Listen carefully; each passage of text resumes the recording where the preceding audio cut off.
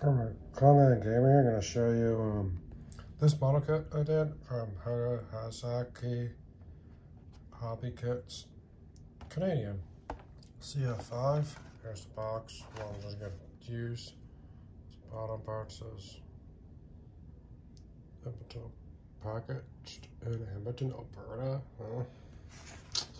Okay, here it is. Here's the ones you can, one of the decals. You can use that one. I used this one, gray, black, gray, and black, and gray, and black. And I put red in the bottom part, and then gray and black, and dark gray in the bottom. And I put the decals on, and that's the paint scheme I picked. And here it has you build it like this, like that, like that, like that, with the guy on. Didn't really do much detail on the guy because I don't really care about the figure as much.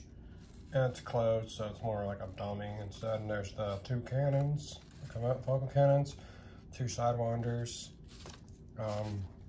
fuel tank, a bomb, and Falcon missile, another Falcon missile, and then air to ground missile, air to ground missile, and two bombs, one fuel tank, center fuel tank. Put all those radio antennas and this and that, and then here it is.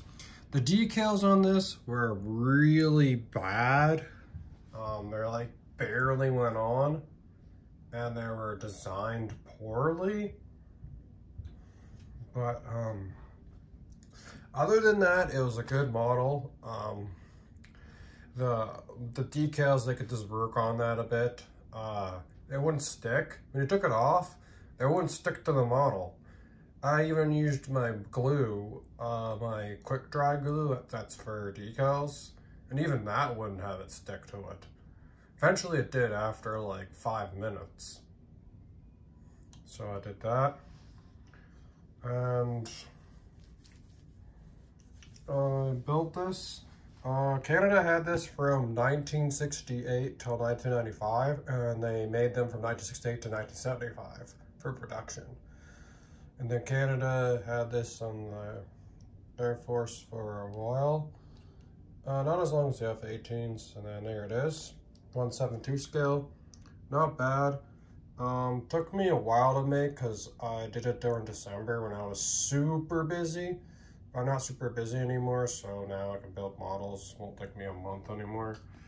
And yeah, I had it like just like I'm a museum.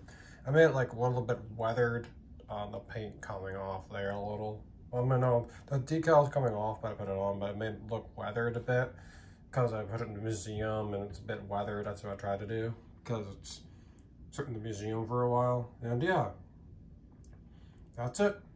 I made this model, and yeah, it was a good little model, and this kept getting upgraded. 1980 got upgraded to be a bit more advanced. In 1985 it was second upgrade it did, and then the third upgrade it did was in 1990, and that was it. And in 95 they were going to do another upgrade to it, but the government of Canada said no. The F-18s would suffice. We don't need the F-5 anymore, so yeah. And the F-5 was the first multi-role jet we had. The first multi-role fighter jet we had. It could be a fighter bomber, attack, intercept, air attack, or air to ground attack, whatever. So yeah.